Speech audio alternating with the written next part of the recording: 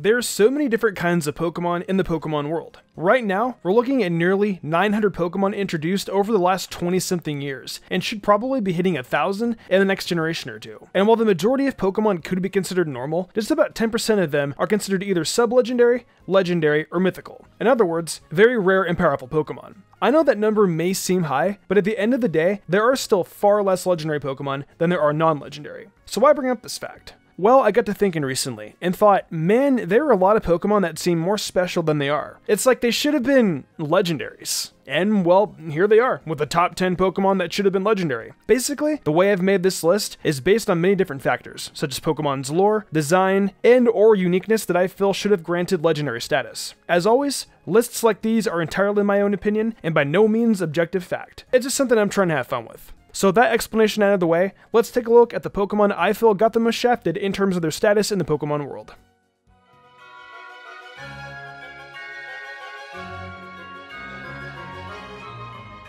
Coming up first on this list with Pokemon that should be legendary is Houndoom. Now I thought Houndoom was definitely one of the more common Pokemon that would be on the list, and I think I would be right. The reasoning for this is because Houndoom's origins heavily point to Cerberus. Cerberus is referred to as Hades' Hound, which is the Greek god of the underworld's personal canine. Cerberus is the underworld's gatekeeper, preventing the dead from leaving. Cerberus is pretty legendary on its own right, having that much connection to a Greek god. It's got the appearance of a godlike creature as well, having multiple heads. Houndoom is based around this, but looks completely underwhelming in terms of what could have been done. Houndoom could have been a legendary hound dog. I think that would be much cooler than what we have. I will admit though, its mega does resemble Cerberus a little more, so I guess that is something. But imagine a multi-headed Houndoom with demon eyes. Now that would be dope as heck.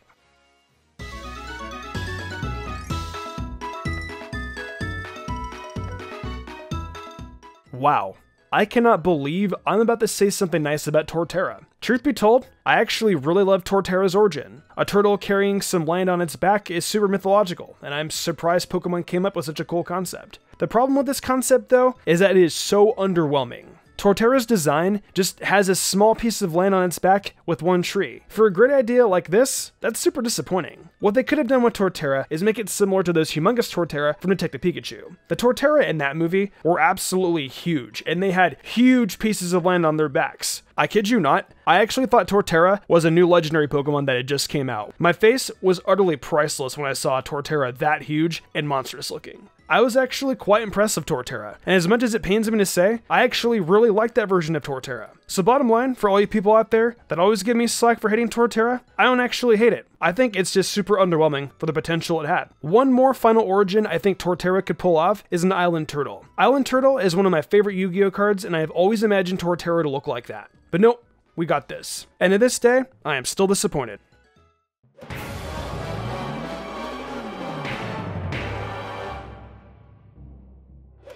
So next up on the list, I have a real fun one for you all. Smurgle. I know I must have a lot of you scratching your heads thinking, how on earth could this thing ever be considered legendary? Its stats are bad, it looks dopey, it's got nothing going for it. You've lost me, Mystic. Well, hang on there, Chief, don't leave yet. You're right. Smurgle is not good. However, the concept of this Pokemon is. It's an excellent artist that is able to recreate anything that it sees, meaning it is the only Pokemon that can theoretically learn every single move outside of chatter and struggle. That's even more versatile than Mew, the ancestor of all Pokemon. Yeah, Mew could learn every single move if there were tutors for all of them, but that's just not the case, as that's just not the lore for it. Smurgle, however, is super talented, and can succeed where its ancestor fails. Also, the only place you can find it in its region of origin is the Ruins of Alph, a pretty mysterious and important place in Johto. That will actually tie in with another Pokemon on this list later on. But yeah, I really think Smurgle is far more special than it ever got credit for, and should have been considered legendary in my opinion. Its stats are nothing to brag about, and it would have been awesome if it had even base 500 stats and had them redistributed a bit differently. But I digress. Smurgle will stay horrendously below average and be obscure for the most part, but in my mind,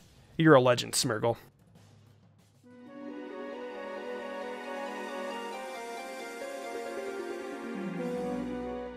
Going into Lucky 7, we have the Aura Pokemon, Lucario. Lucario is one of those Pokemon that always felt legendary to me, just because of how the anime portrayed it. The anime has always made Lucario into this legendary-like creature that can read other people's auras and has the ability to use its own aura. This is heavily demonstrated in Lucario and the Mystery of Mew, where we see Lucario get unsealed from the staff it was in. Lucario was the partner of Sir Aaron, a legendary hero of his time. Ash and friends make their way over to the kingdom Lucario and Aaron defended, and Ash wins the honor of being able to touch the staff Lucario is sealed in. Once Ash touches it, Lucario senses that Ash's aura is very similar to Aaron's. Lucario then breaks free of the staff, and Ash and him bond over time. The entire movie just depicts Lucario as being this legendary creature that has all kinds of powers. We see it fight, and even then it looks legendary as well. With Lucario's fighting abilities, its aura abilities, and the fact that it has telepathy, make it legendary enough in my book. Having telepathy alone makes it legendary. And that's not off of psychic powers, by the way. Lucario uses telepathy using its own aura power. It's just got so many unique abilities and characteristics that make it extremely gifted.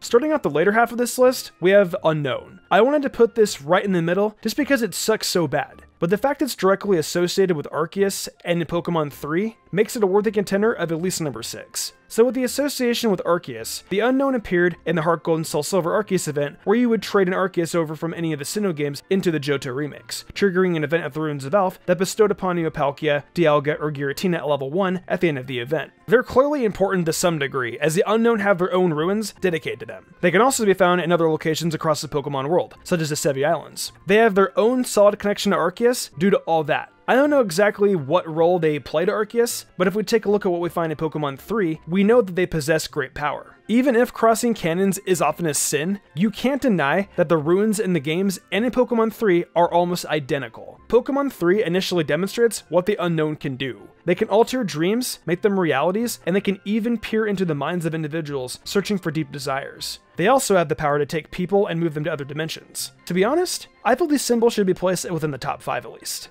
What do you think? Should they?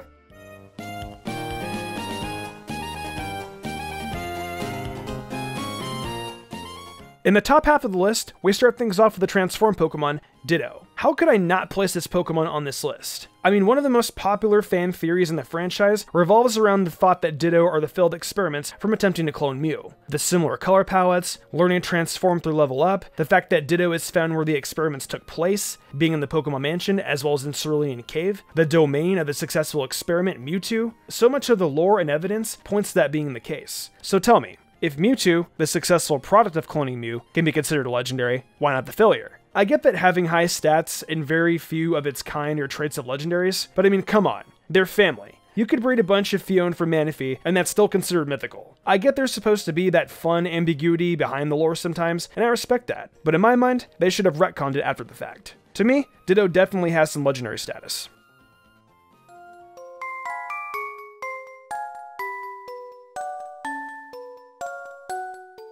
Coming right after Ditto is another Pokemon with a similar premise to it, being Karbix. However, the exception here is the fact that Karbix's potential legendary status is talked about directly in the games. Karbix's own Pokedex entries don't talk about it, but let's turn our attention to Diancie's. In Pokemon X and Omega Ruby, it states that Diancie is a sudden transformation of Karbix, and that its pink, glimmering body is said to be the loveliest sight in the world. I mean, to me, that's cut and clear. Diancie straight up comes from Karbix. I mean, look at both their move pools. They're exactly the same, aside from Diancie's signature move, of course, and the stats are almost exactly the same aside from the increase of 50 in each of Diancie's attack stats. This can pretty much be ended right here. I get that Diancie's mythical status comes from how rare it is compared to other Karbix, but they should have gotten some status of their own, at least in my eyes.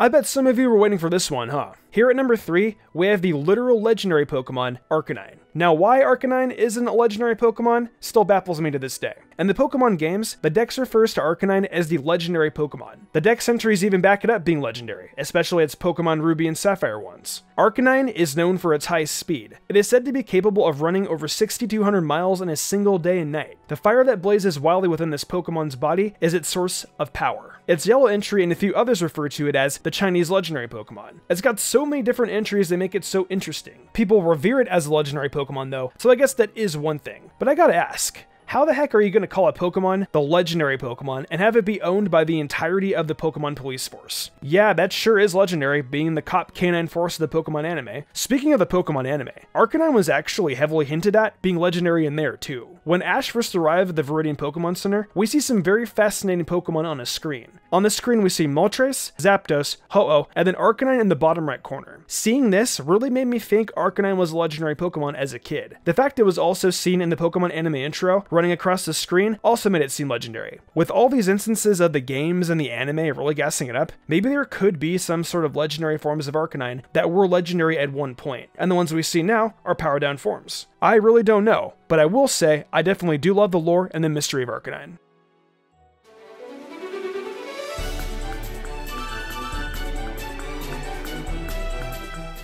In the penultimate spot, we have the forbidden Pokemon, Spiritomb. This one comes from many factors. That design is just top notch, having the pressure ability, which is often reserved for legendaries, and just the interesting stuff you have to do to obtain it, just makes it feel more special than just a basic Pokemon. I'm not going to explain the whole process of how you can do it in Diamond and Pearl, but it's a pretty lengthy and interesting one. It also just doesn't naturally appear that often in any other games, and when it does, it's always in an unnatural way, so to speak. There's just a lot of mysteriousness behind it. I mean, look at these different Pokedex entries. It being made up of 108 different spirits is already wild enough, but then you see that it was bound to the odd keystone for its misdeeds hundreds of years ago. Well, what did it look like before it was bound to the odd keystone? Who bound it there? What misdeeds did it commit? These are all valid questions that have never gotten answers, unfortunately. There's not much else I can say about Spiritomb, really. It's just a gut feeling I get when looking at it. It's fascinating and feels like it should have been a legendary Pokemon.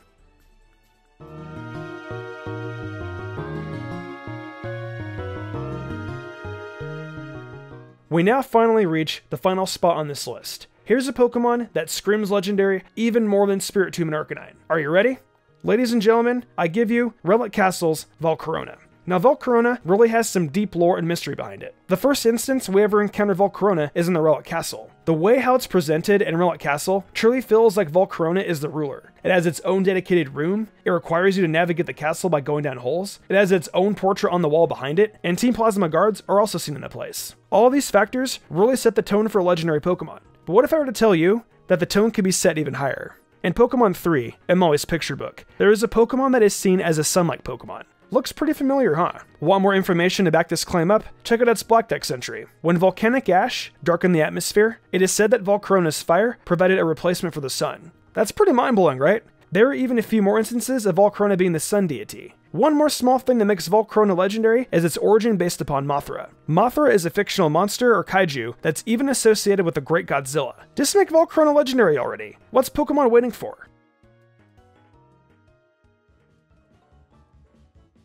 Well, that wraps up these top 10 Pokemon that should have been legendary. I hope you guys learned a lot of really interesting trivia today of how some of these Pokemon origins came to be. Each of these Pokemon are very interesting in their own unique ways. It made them very presentable as candidates for legendary Pokemon. There are probably even more Pokemon like these that I completely slept on. With that being said, let me know in the comments below what Pokemon you think should be legendary. If you enjoyed the video, why not leave a like and subscribe to my channel with notifications on, that way you never miss an upload. If you guys enjoyed this content, maybe you'll enjoy my anime content and gaming content as well. I do a lot of anime top 10s and discussions. And with the gaming channel, I play Pokemon and everything Nintendo. Also follow me on social media so you get updates about when I go live on Twitch or when I upload in general. Links for all that will be in the description below. If you want to support me even further and gain cool perks, check out my Patreon. These lovely people have all given me their support over there and I couldn't be more grateful to them. I think I'm gonna wrap this up though. I'm Mystic Umbreon and I will see you in the future for more awesome Pokemon content.